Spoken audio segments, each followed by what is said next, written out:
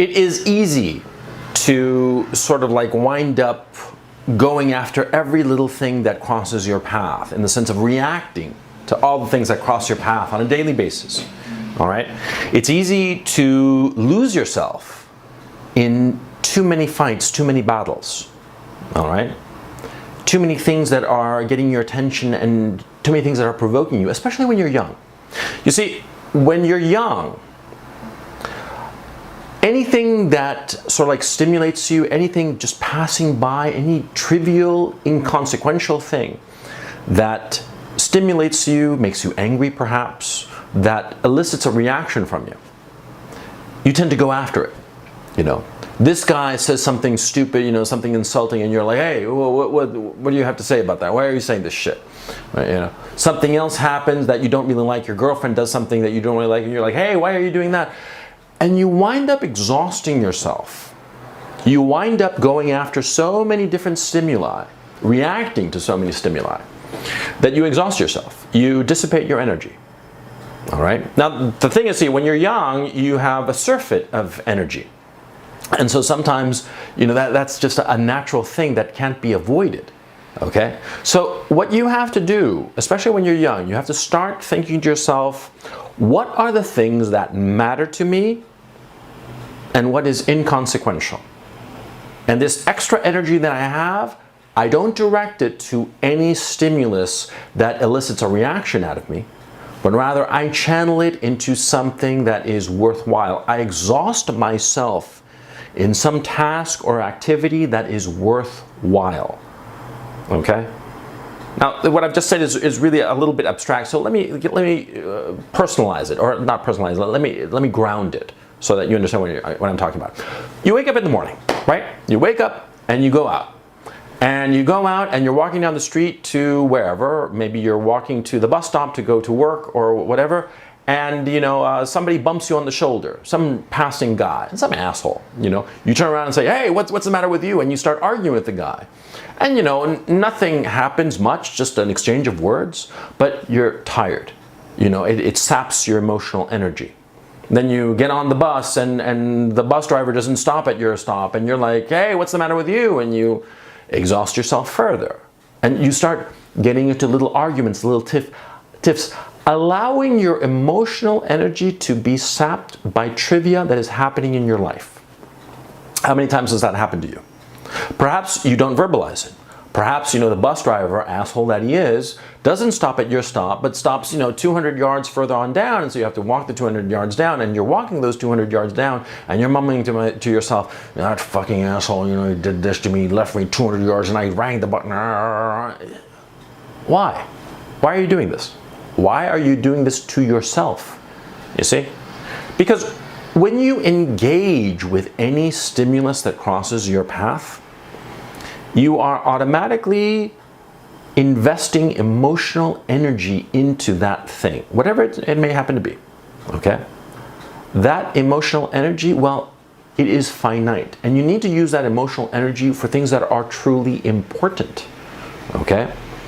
Truly important things like developing yourself, developing your career, your education, getting ahead in life. That is important, okay? You have to pick your fights. You have to pick your battles. You have to pick and choose what things you're going to invest emotional capital in, okay? Emotional energy in. Now, one of the things that you should never invest emotional energy in is women. And I'll explain why.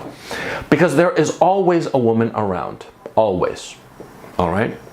And you invest emotional energy and you know, you're up, you're down, this and that, and you become like an emotional yo-yo over this woman or a bunch of women. It doesn't matter. Okay? It doesn't matter how many women you have in your life. If you can have 0 or 1,000. Okay? But if you allow yourself to be emotionally invested in your relationships with women, you're going to go up and down and you're going to be exhausted. Don't do that. Pick your battles. Okay? Now, something happened on the YouTube. There's this YouTuber. I'm gonna do a quick video about it after I'm finished with this video. But there's this YouTuber, Crown T, fucking idiot, and he did like this whole video attacking the alt-right. Okay? He is investing a whole truckload of energy into that particular battle. And he hasn't stopped to think, why is he doing this? What advantage will he gain by supposedly winning in this battle? You see? Because that's the other thing about picking your battles. When you decide on a battle, you have to ask yourself, what am I going to get out of this if I win? What will I lose if this battle doesn't go my way? You see? For instance, for example, you're at your job and your boss suggests that you do something this way. Okay? And you say, well, if I did it this way, you think to yourself, if I did it this way, it would be better. It would be better for me or better for the company or just better. Okay? Now, you have to ask yourself, is it worth having the argument with your boss? See, if it's trivial, if the boss says, just put the paperclip on the right side instead of the left side, okay, fine, it's trivial, right? If it's major, if the boss is like, oh, we should pursue this business, and you're like, no, maybe this business would be better. Well, you see, you have to pick your battle because you have a finite number of fights in you. Just like a prize fighter. See, in boxing, most fighters know how many fights they've got in them. Okay? Major fights, that is. Because in boxing, you'll find out about this probably if you don't know about boxing, but in boxing, most of the fights are just, filler. But in a fighter's life and a boxer's life, he's going to have a few fights that are really going to demand his all of them. Because most of the time, a fighter is either fighting somebody whom he outclasses or who outclasses him, right? But there are some fights where he's going to be up against somebody of his equal level. It doesn't matter how high or low, but it's going to be his equal level. And that fight is really going to drain him, okay? And that is the fight that he's going to put his all. And whoever wins that fight, well, he's going to take a step up, okay? Those are the crucial fights. And a fighter has a finite number of fights in him. He's got, maybe 6 or 7 of those key fights in him where he has to lay it all out there. Just put it all out, okay? You have to be thinking the same thing. You have to be thinking that in any given situation, with any given set of people, you have a finite number of fights in you. When I was young, I used to fight over every little fucking thing. I was a fool because I was young, and I would fight over every little comma, every little trivial shit because I wanted it exactly my way, okay? Because I'm a control freak, okay? And control freaks tend to do that because they tend to lose sight of the big picture. And they focus on every little thing that they want just the way they want it because it fulfills some sort of weird emotional need, which I have, by the way. I don't have it as much anymore. I've grown out of it, and on the other hand, I've disciplined myself to know that some things are not very important, okay? I mean, some things that they don't matter. But when I was young, I didn't realize this. And so I would fight every little fucking thing. Don't be like that. Don't be like that. It's something that I learned in my 30s, but that you can learn in your 20s, even in your teens. You have to, in every situation, you have to stop and say, what am I fighting over?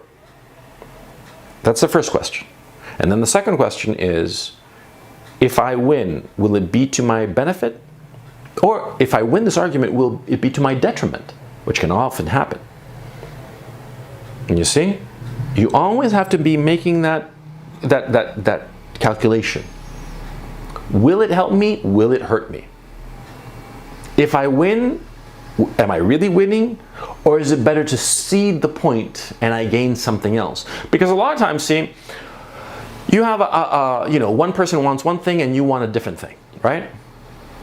And sometimes what they want is very important to them, and for you it's trivial. And so if you just cede it to them, you actually win. You see? Think of it in those terms. Think that sometimes winning is actually losing, and sometimes ceding, forfeiting the fight is actually a win.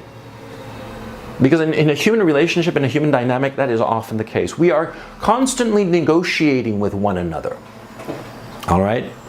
We are in constant negotiations, and we are negotiating both short-term and long-term.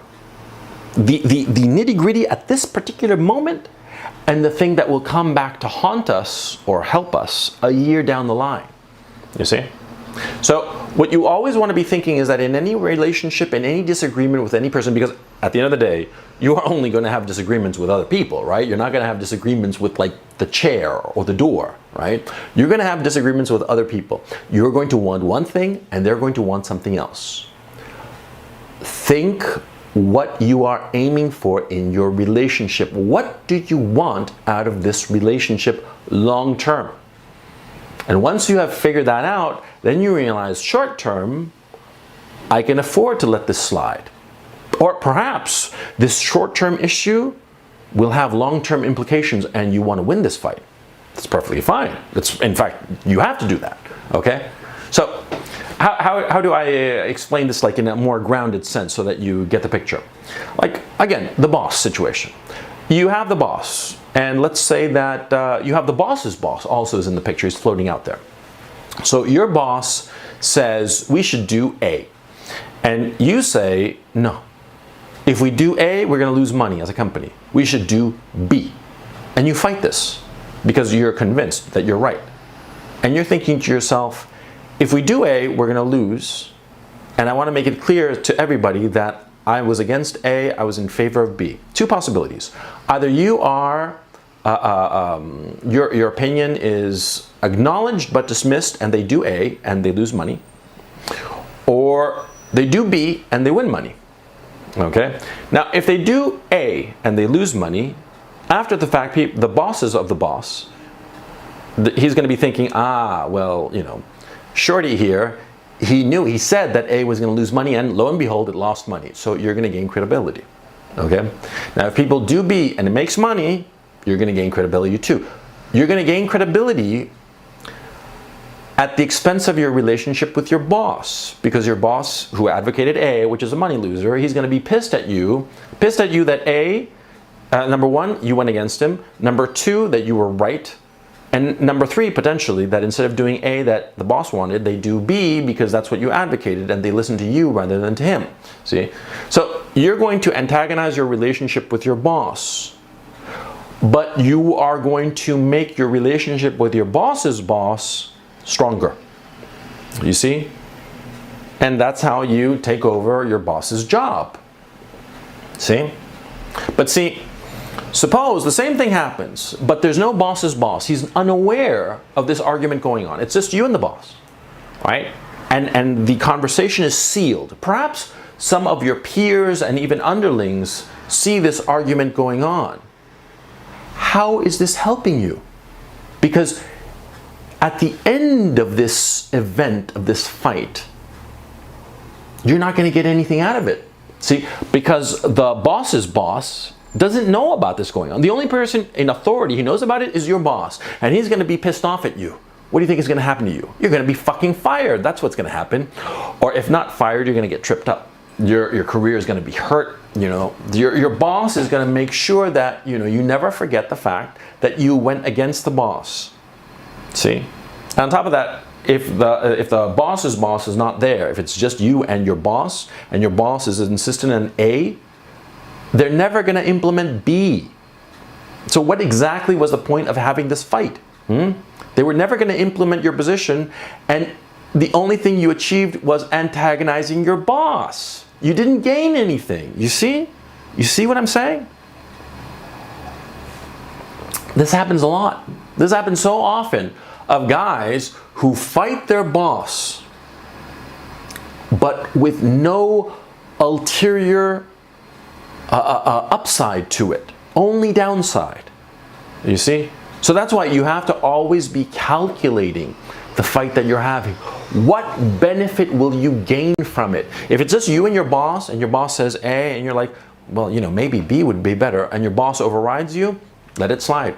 Because there's nobody else around to help you. Is the boss's boss here? Is the board of directors around to watch you be so wise as to go against your boss? No? Then what is it going to help you? See? Like, for instance, You're in class and you argue with the professor about whatever. You know, he says something stupid, you know, something like, you know, all leftists are good and all right-wingers are evil. Some shit like that, right?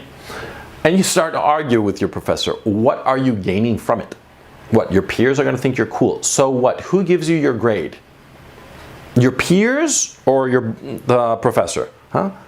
Think. See? And this is something I'm talking to you, in point of fact, I'm berating myself. Because I remember when I was a young shithead, you know, arguing with people for no benefit to myself. Don't make my mistake. Don't make my mistake. Pick your battles. Pick your battles, and in any battle, in any engagement, know exactly how you are going to win. If you can't figure out how you're going to win, don't engage. Don't even get in the fight. Don't do it. Step back. Just say, This crap guy, for instance, I'm going to do a video about him, like I said before. I'm just itching to do it. But anyway, this crap guy, he's picking a fight with the alt-right, with the 4chan alt-righters, okay? The big, you know, autistic savants, you know, weaponized autism, those guys, right? He's picking a fight for what purpose? What is he going to gain? Nothing. See? That's why he's a fucking idiot. Because he's got nothing to gain. See? If he had something to gain, well, okay. But what? He's going to fight with the alt-right. And just say for the sake of argument that he's actually correct. What? So he antagonizes all of 4chan. How is that helpful? And the other possibility, of course, which is actually what's happening, is that he makes a fool of himself. He makes a fool of himself and loses more and more credibility, more and more subscribers. I mean, as I'm watching, he's lost like 300 subscribers so far, just this morning. And, you know, it's like, what time is it? It's 11 in the morning here in London. So that's what, 7 in the morning?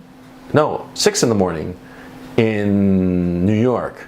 You know, in the US, they're just waking up. And his audience in the US, as the morning and the afternoon progress, you know, he's going to start losing subscribers, bleeding subscribers again. Because he picked a fight that he couldn't win. And even if he could win it, there was nothing to be gained. Don't be like that. Be smart. See?